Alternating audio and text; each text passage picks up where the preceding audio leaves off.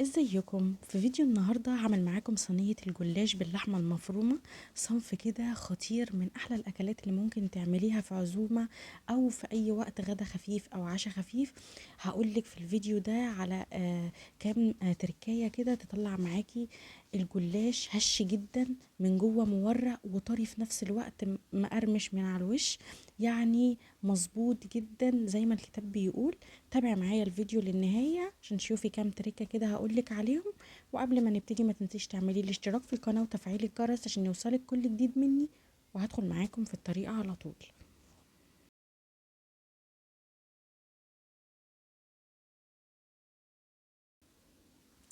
اول حاجة عندي هبتدي بالعصاج بتاعي. كان عندي كده كمية من اللحمة المفرومة، حوالي ربع كيلو. قطعت كده في الكبة حوالي ربع كيلو من اللحمة العادية، فرمتها يعني حتى باين اختلاف ما بين اللحمه المفرومه العاديه واللي معموله في الكبه. المهم يعني حطيتها في حله عندي على النار. اللحمه عندي عشان كان فيها نسبه دهون عاليه، فما حطيتش خالص ولا زيت ولا سمنه. نزلت باللحمه في الاول كده على نار متوسطه، هبتدي اقلب في اللحمه معايا لحد ما تبتدي تنزل الدهون اللي فيها. انا ما حطيتش لسه اي حاجه خالص.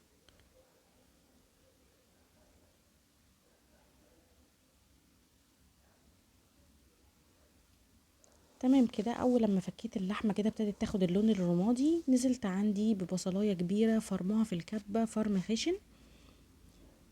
هقولك على حاجه قبل ما تحطي اللحمه المفرومه، لو انتي مقطعه البصل يعني مش في كبه او بشره، انزلي بالبصل الاول لانه بياخد وقت اكبر عقبال ما يدبل. ولو انتي فرماه في الكبه زي ما انا عملت كده، انزلي باللحمه في الاول تاخد الصدمه بتاعتها، وبعدين تنزلي بالبصل المبشور. اديت تقليبه للبصل كده، شويه صغيرين من الملح، شويه صغيرين من الفلفل، شويه صغيرين من السبع بهارات. والبهارات اللي انت شايفاها دي انا قلت لكم عليها قبل كده في فيديو سابق. بحط كده كميه من الحبهان، كمية من الروزماري، وكمية من ورق اللورة أو ورق الغار، نسب متساوية. بضربهم في الكبة، بحطهم مع أي لحمة سواء مسلوقة أو لحمة مفرومة. وأول ما بتنزلي بشوية كده من البهارات، أنا حطيت حوالي ربع معلقة مليانة شوية، ريحتها بتطلع على طول بهارات، ريحتها خطيرة جدا وطعمها حلو قوي. طبعا انا وطيت النار وسبت اللحمه مع البصل بالبهارات كده لحد ما خدت اللون البني الغامق ده.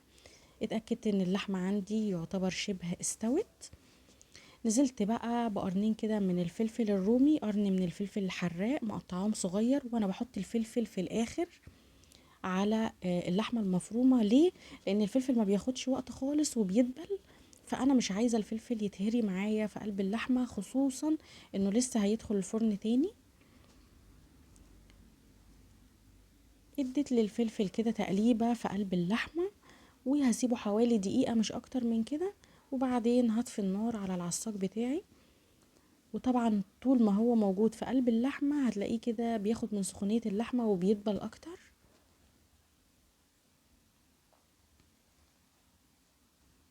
تمام كده، كان اللحمة عندي استوت، طبعا طفيت عليها. هبتدي اجهز بقى كمية السمنة بتاعتي اللي انا محتاجاها. في طاسة صغيرة عندي حطيت معلقتين كده من السمنة البلدي، بس مش هحط اكتر من كده. ممكن تحطي اي سمنة عادي مفيش مشكلة، بس لو عندك سمنة بلدي بتدي ريحة حلوة جدا.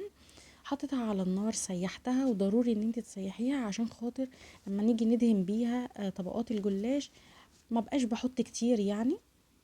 جبت هنا لفة الجلاش بتاعتي، يفضل ان هي تكون مش ساقعة ولا مجمدة. لو في الفريزر هتطلعيها قبلها تفك تماما، وبعدين هنبتدي نشتغل فيها.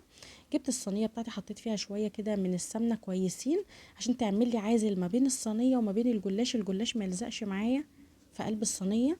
الصينية دي اللي هي المقاس الوسط. هبتدي انزل، يفضل ان الصينيه عندك تكون مستطيله عشان تطلع معاكي كده ايه، ما تقعديش تقصي على شكل الصينيه، عشان خاطر تظبطي كده الجلاش فيها. بنزل بطبقتين طبقتين بس من الجلاش، وبعدين بدهنها مسحه صغيره من السمنه. اتاكد ان انا دهنها كويس جدا. طبعا انا باخد شكل الصينيه والباقي بتنيه. انا كنت تنيت الطرف اللي ناحيتي في اول مره فردت فيها، وبعدين تاني ورقتين جلاش خليتهم الناحية التانية عشان بس الصينية تكون متساوية معايا، ما تكونش عالية من ناحية وواطية من ناحية.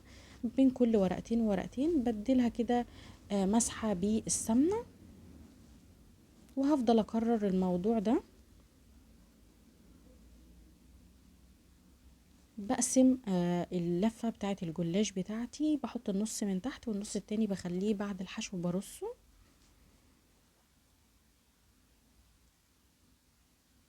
لو عندك بقى اي حتت مقطعة ولا اي حاجة بتحطيها في النص، مش بتبان خالص، بس اهم حاجة ان انتي تكوني فردها في الصينية.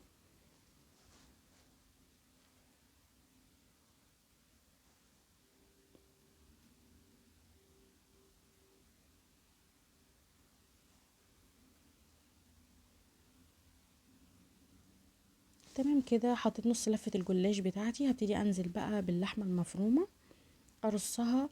على فكرة دي ما كانتش كمية اللحمة اللي عندي كلها، يعني انا النص كيلو بعد بقى ما بتحطي البصل والفلفل وكده ممكن يعملوا لك صينيتين متوسطين زي اللي انا عاملاها دي. قبل ما بحط اللحمة المفرومة لازما ادوقها الاول، لو محتاجة ملح بظبط الملح بتاعها، بفردها كويس في قلب الصينية، وبعدين بظهر المعلقة كده وبضغط عليها. ليه بعمل الحركة دي؟ عشان خاطر ما تبقاش مفرولة معايا لما اجي اقطع الصينية والاقي كده اللحمة عمالة تروح وتيجي معايا. هبتدي بقى ارص زي نفس ما كنت بعمل في الصينية من تحت.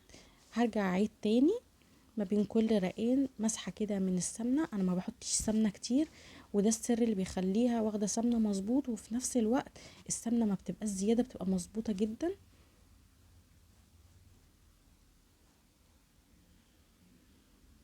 يعني انا حطيت على الصينية دي كلها حوالي المعلقتين اللي انتوا شفتوهم دول، وكمان قللت منهم شوية. طبعا اثناء ما انا بقفل الصينية بتاعتي انا كنت مشغلة الفرن عندي درجة حرارة وسط يسخن، واخر راق خالص ببتدي اقصه، الزيادة بحطها من تحت، ونفس مقاس الصينية بحطه بقى من على الوش وبظبطه كويس جدا. ما تبقاش الرقات من تحت يعني منفوشة او مش مظبوطة. هنزل كده بحوالي معلقة كده من السمنة السايلة وادهنها كويس جدا. لو انتي مستعجلة على الصينية قطعيها من دلوقتي، بس انا بسيبها حوالي من ربع ساعة لنص ساعة كده في التلاجة. ليه؟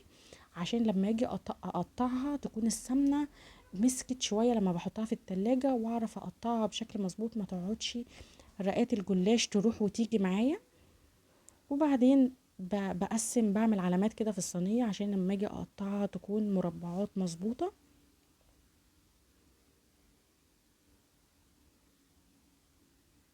انا كنت مشغله الفرن عندي قبل ما ادخلها بحوالي 10 دقايق، بحطها بدخلها زي ما هي كده، ما بحطلهاش اي حاجه، بدخلها زي ما هي كده في الرف اللي في النص، درجه حراره متوسطه. طبعا الفرن سخن 5 دقايق عقبال كان فاضل كده شويه صغيرين من السمنه معايا، حطيت عليهم واحده كده من البيض. هنزل بقى على البيضة دي شوية صغيرين كده من الفلفل الأسود، شوية صغيرين من الملح، وهبتدي أضرب البيضة كويس جدا قبل ما ابتدي أنزل عليها أي حاجة.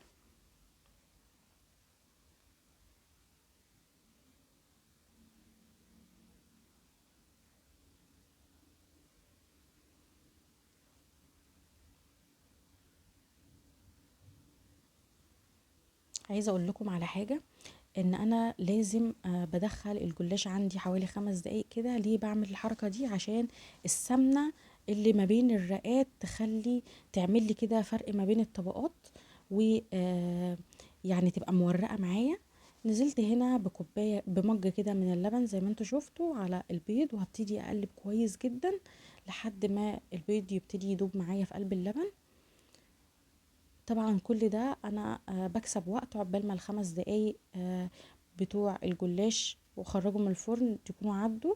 خرجت الجلاش من الفرن زي ما انتم شايفين كده الصينية اتشمعت، وده اللي بيخلي الجلاش بعد كده يطلع معاكي مورق مش معجن. المهم نزلت عندي باللبن والبيض والملح والفلفل اللي احنا حطيناهم. ما بدخلهاش بقى الفرن على طول، بقعد احرك كده في الصينية يمين وشمال لحد ما اتأكد ان الصينية كلها اتغلفت كده باللبن والبيض اللي احنا حطيناه. عشان ادخلها بقى تكمل باقي تسويتها، دخلتها تاني في نفس الرف اللي في النص، خدت حوالي ربع ساعة كمان. وبعدين بتشغلي عليها الشواية لو ما خدتش لون متساوي كده وبتطلعيها. طبعا انا عدت عليها بالسكينة تاني مكان المربعات اللي انا كنت قطعاها، عشان بس اتأكد ان هي سالكة كده لما اجي اطلعها. وبألف هنا وشفا. حقيقي ان هي ريحتها خطيرة. انا كنت بقطعها كمان وهي سخنة جدا، واخده لون مظبوط. و مش عارفه انتوا شايفين الطبقات ولا لا، بس هي باينه الطبقات بتاعتها ان هي مورقه جدا. ولا حطيت عليها بيكنج باودر ولا اي حاجه، بالرغم ان انا بحط، بس انا ما كانش عندي المره دي. بس انتي لو ما عندكيش بيكنج باودر برضو هتطلعيها، هتبقى طعمها وطعمها حلو جدا وشكلها حلو جدا ومورقه معاكي من غير اي اضافات خارجيه. اشوفكم على خير ان شاء الله في فيديو جديد. سلام عليكم.